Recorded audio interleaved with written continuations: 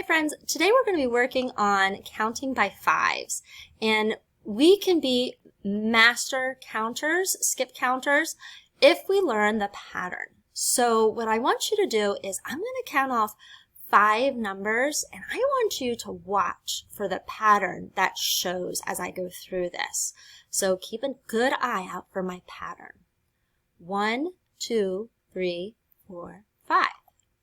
Now I'm going to count 5 again because remember, I'm skip counting by 5. 1, 2, 3, 4, 5. Okay, still counting by 5s. 1, 2, 3, 4, 5. 1, 2, 3, 4, 5. Do you see the pattern yet? What number do you think it's going to be? 1, 2, 3, 4, 5. Oh, if you guessed 25, you have found the pattern. See if you can get the next number too. 1, 2, 3, 4, 5. Do you see it yet? 1, 2, 3, 4, 5. 1, 2, 3, 4, 5. I'm going to click over and I'm going to show you the completed hundreds chart with all of the numbers spaced 5 numbers apart. This is what it would look like if I went through the hundreds chart and skip counted by 5 the entire way. Did you notice the pattern that's here? First of all, you're going to see that the number 5 is in the ones place value the entire way in this column. This is our 5s column. And you're going to see that every number here goes up by just 1 10. So here I had 1 10, and I have 2 10s, and 3 10s, and 4 10s. What do you notice over here in this column? Well, this is our tens column, and I see that it goes up by 10 every time. 10, 20, 30, 40. We learned that the other day, how to count by tens. But 5 is half of 10. Notice how they're separated here. Here's 5. It's split my hundreds column right in half with these 2 columns. So when I count by 5s, I can tell that every time I count, I'm going to have the same 2 numbers in my ones place. There's always going to be the same number in the ones place here. There's always going to be the same number in the ones place here. But what happens when I don't start at the number 5?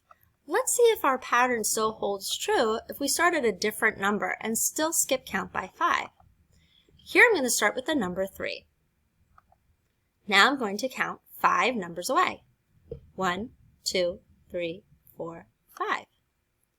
I'm going to skip count again, number 5. 1, 2, 3, 4, 5. Hey, can you guess already what my next number is going to be? 1, 2, 3, 4, 5. If you guessed 18, good job. You found the pattern already. 1, 2, 3, 4, 5. 1, 2, 3, 4, 5. All right, I'm going to jump over to the one that I have completed. Again, I still have 2 straight columns. When I skip count by 5, the numbers that are in the ones place to start are going to stay there. So here I always have a 3 in the ones place, and my tens place always goes up by just 1 10. Just like here, I always have an 8 in the ones place for my second number, and then they always go up by 1 10. So if I were to count by 5s starting at the number 3, I would say 3, 8, 13, 18, 23, 28, 33, 38, 43, 48, and so on. Let's see if we can do one more and make sure this pattern works every time. So this is our last counting by 5 example, just to make sure our pattern works every time. I'm starting with the number 2, and I'm going to count 5. 1, 2, 3, 4, 5.